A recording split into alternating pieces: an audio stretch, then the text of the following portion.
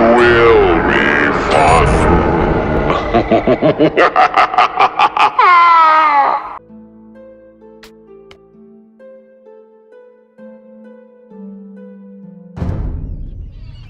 So you have come to hear the tale of Halfdan the Black? Well, you'd better order another round of mead then, for it is a long story, a saga. A saga that tells of many remarkable men, and yet it all begins with a princess who was far more formidable than all the men that followed or desired her. Åsa, Halfdan's mother. Åsa was a beautiful, severe woman of noble birth, who was proud to be descended from the Inglings, whose progenitor was said to be Odin himself, making it the most prestigious dynasty known to the Norsemen. Many Norwegian jarls wanted to take her as their wife, yet Åsa's father did not think about granting the wishes of the many suitors, since most of them had nothing to offer. Although these chieftains all fancied themselves as kings, very few of them owned more than some pigs, a fjord, and a drafty, skew-whiff longhouse.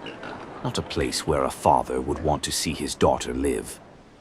A certain jarl, Gudrod Veidekonge, who was called the Hunting King for good reason, was not so easy to get rid of. He was a true giant, an uncouth hotspur who had fought with bears and whales, and now that Åsa's father treated him disparagingly, Gudrod felt cheated out of his prey. Under the cover of night, he returned with his followers, devastated the homestead, and kidnapped Åsa, whom he dragged to the southern fjords, to the petty jarldom of Agder, over which he ruled. Åsa had no choice but to submit to violence. Such were the pitiless rules of that time. Reluctantly and disgusted, she gave herself to the brutal whaler who forced her into marriage. A few winters passed until Åsa bore Gudrod 2 sons, whom she loved and cared for as they were of her blood. But towards her husband and tormentor she felt nothing but hatred and disgust. Yet, Åsa did not allow herself to act rashly and imprudently. Patiently she waited for the day when her sons would be old enough to rule the jarldom. That day she would kill Gudrod. The hunter would become the hunted.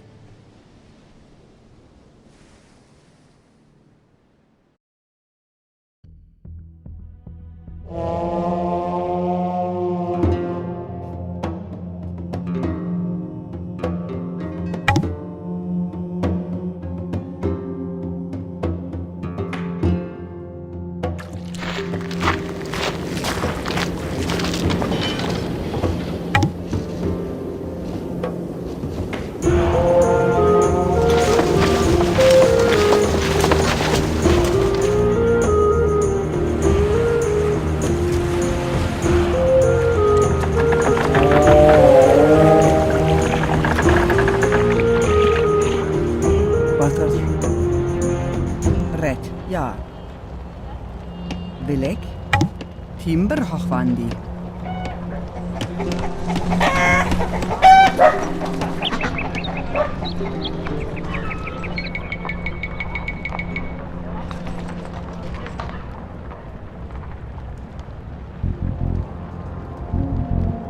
Ho?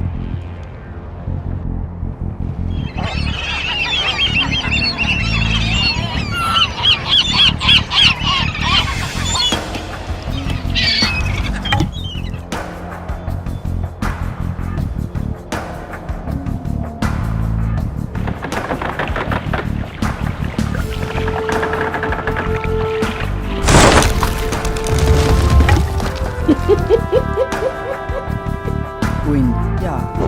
Altilagi. Altilagi.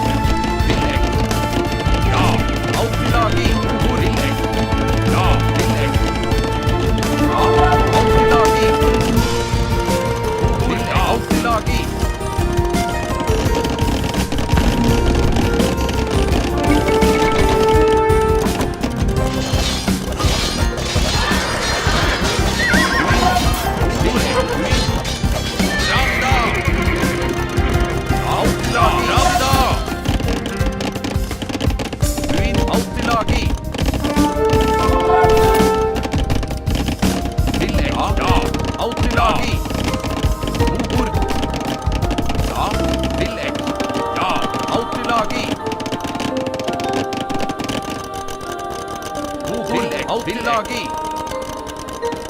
Ruin, ja. Radida. Quantas Altilagi. Nama Mater. Casita. Vardaga.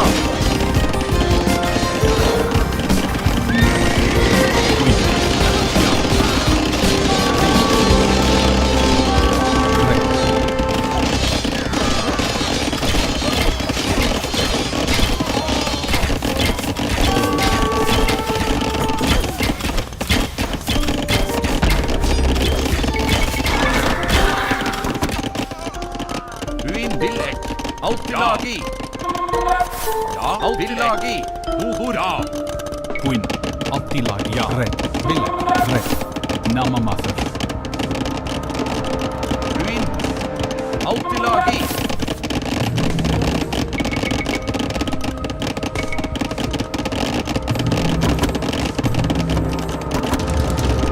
Ja. Ja. Ruin. Villek. Altilagi. Villek. Ja. Villek. Altilagi. Villek. Ja. Ja. Altilagi.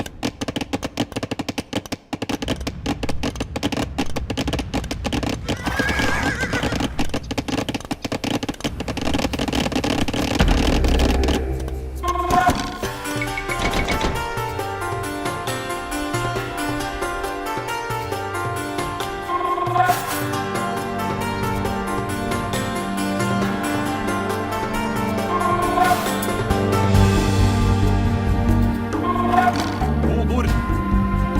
Villek. Ja. Altilagi. Ja. Villek. Radida. Altilagi.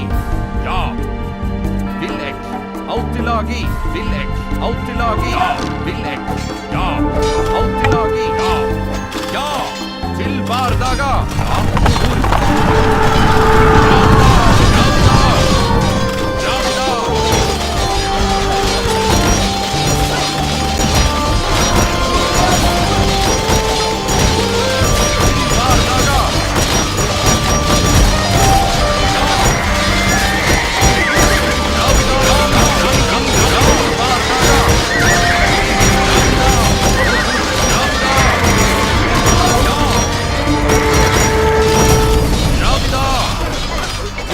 Radida.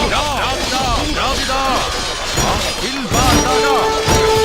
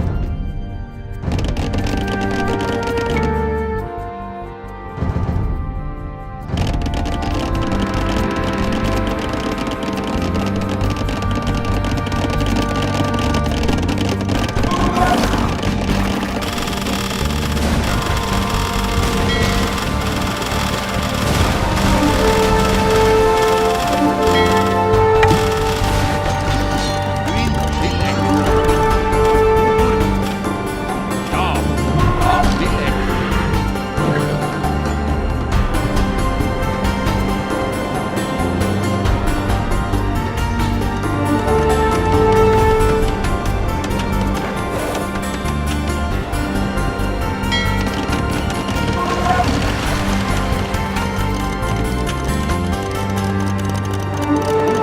Altilagi.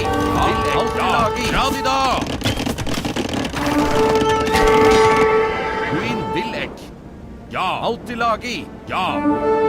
Radida. Radida. Ja. Altilagi. Villek. Ja.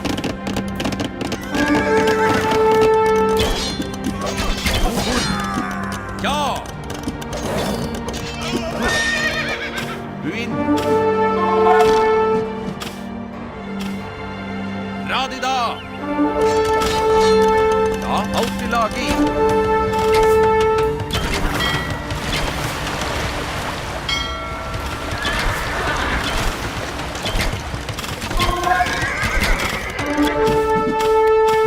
Motor! Til bardaga!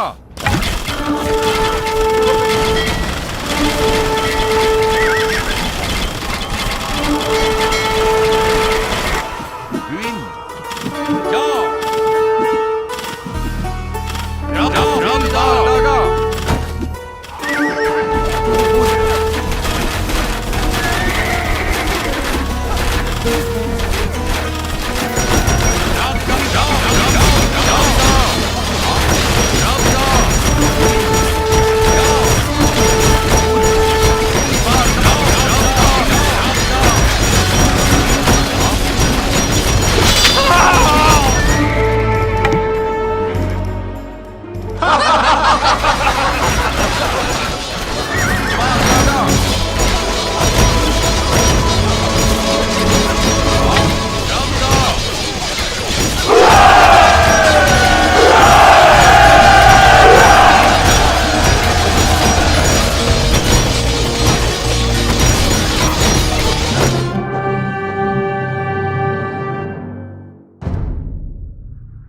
The Jarl's warbands did not find an overwhelmed, defenseless widow.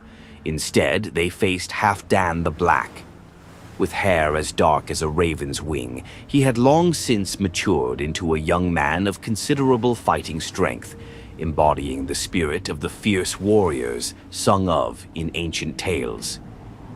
Where he lacked experience, Osa stood resolute by his side. Having learned the ways of survival in the shadow of her violent husband, she remained unfazed by men, no matter how brutal they appeared. The wisdom forged in the fires of hardship lent her a strength that rivaled any blade. Though many believed that Halfdan's achievements would be overshadowed by inevitable inheritance disputes with his brother Olaf, those naysayers were soon proven wrong. Perhaps it was Halfdan's own insight or the sage counsel of his mother that led the young Jarl to embrace his brother rather than cast him aside. In a gesture of kinship, he rewarded Olaf generously, granting him Vestfold, lands recently claimed through bloody battles, stretching east of Agder, where the echoes of clashing steel still lingered in the air. Regardless of the trials they faced, the Inglings had demonstrated their fighting prowess, the only currency that held any value in the Northlands. As the Skalds would say, in the heat of battle, brotherhood is forged, and the hearts of warriors are tested.